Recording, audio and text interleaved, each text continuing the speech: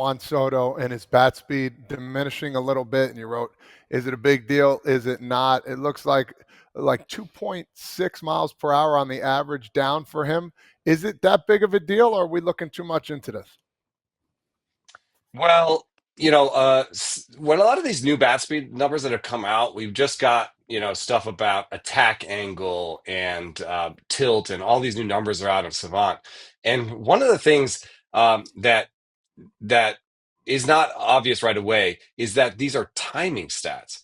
So they measure bat speed at the point of contact. Now, let's say you have a really long swing, like Giancarlo Stanton or Javi Baez, then you're going to have more bat speed because you've had longer of a swing to get to that point.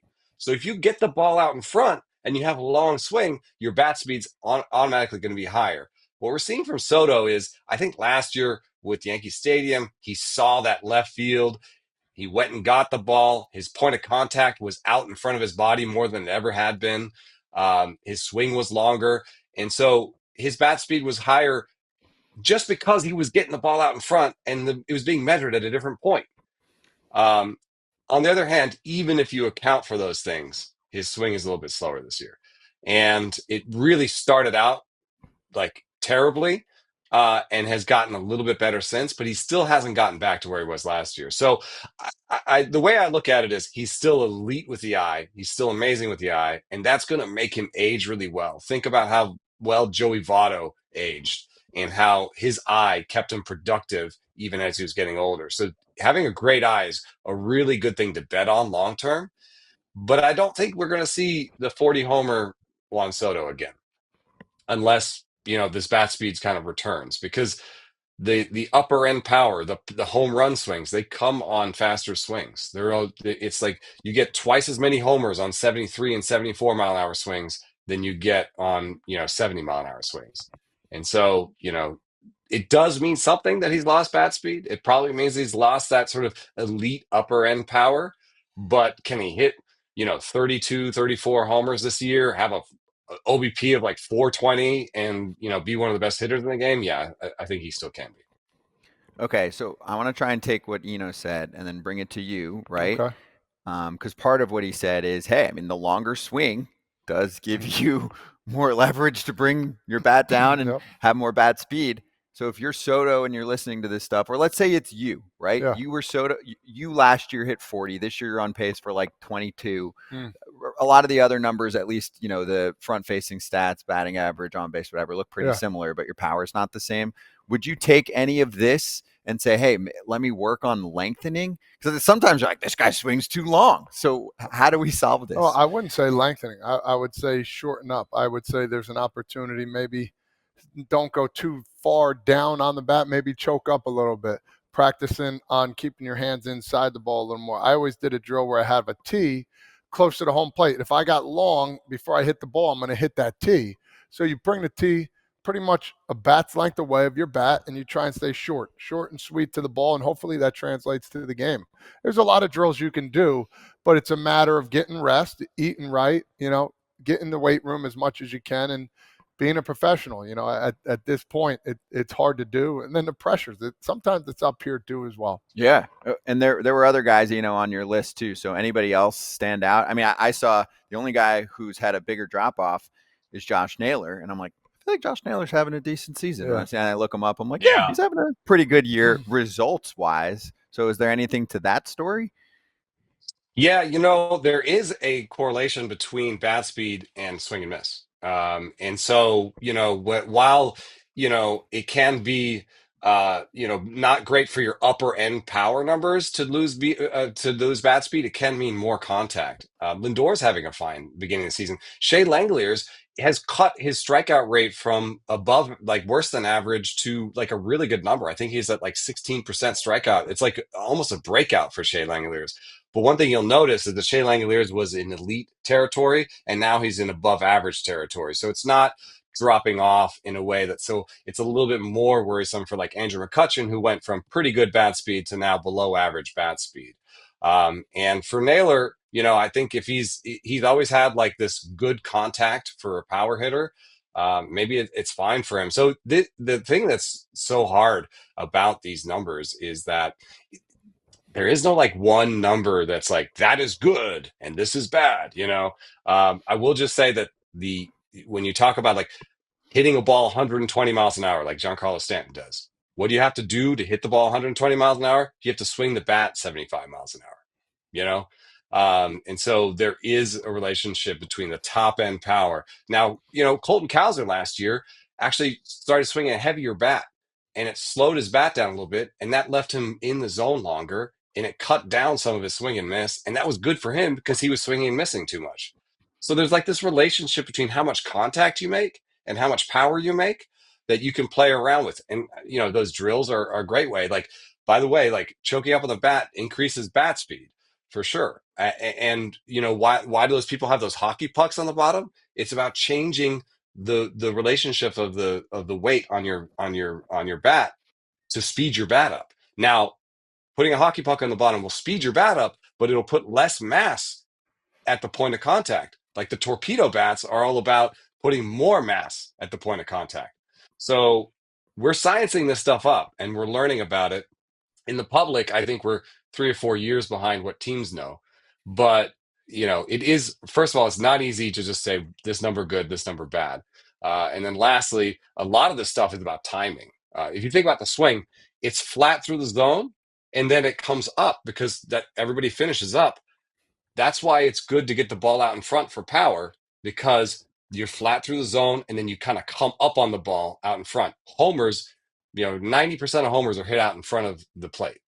And so, that's a timing issue too. So there you have more bat speed when you're out there because you've had more time to get there. So I mean I know it sounds confusing, but bat speed is good for power, bad for contact. And, some guys can cut down on bat speed and get it be good for them. But generally, it cuts down on your upside for hitting the ball super, super hard.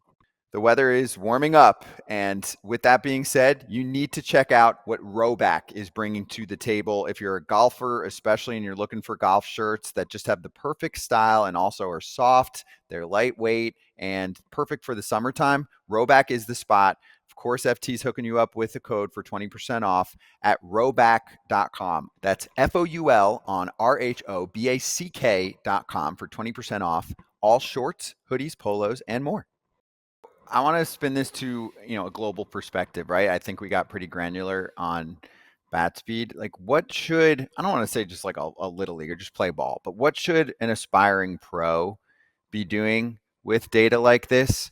And really just observing how major league hitters are treating data like this, right? Whether you're a college player or a super competitive prospect in high school, minor leaguer, do you think there's pros and cons here, even to the injury component, right? I mean, we're in a world for the past, 10, 15 years now where velocity gets ruled over almost anything and has certainly led to more injuries. Could we see something like that occur if guys are doing too much to try and increase bat speed? Yeah, I mean, I do think that's a risk. You have somebody like Tristan Cassis, turning so fast that he has like a cartilage injury that they said was like a car crash inside his ribs. Like I'm not singling him out. I'm just saying he turns really super fast, and it led to an injury. Obliques, obliques are I think there's year over year, just more and more oblique injuries among hitters and pitchers as they turn super fast to throw the ball hard and to hit the ball hard. It is a risk. It is a turning sport where we're pushing our hit pitchers and hitters to turn as fast as possible, as fast as the human body can, and we're gonna get injuries. But I would tell that a young hitter that it is similar to pitching in that if you want to play in the big leagues, you gotta be able to swing the bat at least 70 miles an hour. It's like if you want to pitch in the big leagues, you gotta be able to throw the ball at least 93 miles an hour. 90. I mean, if you want to get drafted in the first round, you got to throw it 96, 97. And so I would say that bat speed matters, but I think it's also like pitch speed, where it's like build the engine and then be able to get good bat speed without cheating to get it. Like you don't have to like fly open and just pull that bat through just to make the number go big, Do it within your mechanics. Do it if you're a pitcher, do it with good mechanics. Do it so that you can throw easy cheese. Like do the same thing when you're hitting. be able to swing the bat really fast in a controlled way that still allows you to make contact. But realize the guys in the pros swing the bat faster than the guys in college swing the bat faster than the guys in high school. And if you want to advance, you got to have the bat speed. One more real quick, because I'm fascinated by this stuff. I feel like there's a conversation like this right now with max exit velocity, right? Like, how hard can this guy hit the ball? I mean, EV, but also max EV, right? Have you seen that And young already hitters become a really factor? track that. They Yes, young do, hitters right? really Like, track what's that. my ceiling? Yeah. Because, well, but why do they track that? Is it because front offices That's your focus raw on power. something like that? Yeah, that's your That's raw basically pop. your raw power. So if I just talked to Jordan Lawler and I was like, you hit a ball hard, and he's like 111. I know. It was like, and he's like, knew exactly what ball I was talking about, and it was the best ball he'd hit. And that changes his upside from, if he's hitting 109 miles an hour at his best, then he's probably like, you judge him as like a 15 to 18 homer hitter. But if he hits the ball at 111, maybe 22, maybe 23, So it describes your raw power. And it's really linked to that. Now there are guys like Brian Hayes who have hit the ball really hard, but not ever been able to lift it. And that's why I make the distinction between raw power and game power. There are guys who don't hit the ball as hard as Giancarlo Stanton, but hit a lot of homers because they get to that. They get to it well. They hit the ball hard in the right angles. But you hit a ball 115 on the backfields, everybody notices.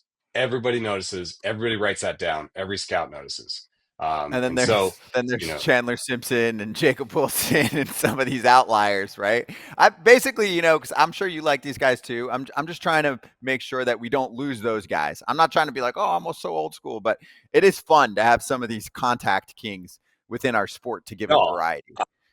I love them, and it's crazy that like Freddie Freeman is one of them.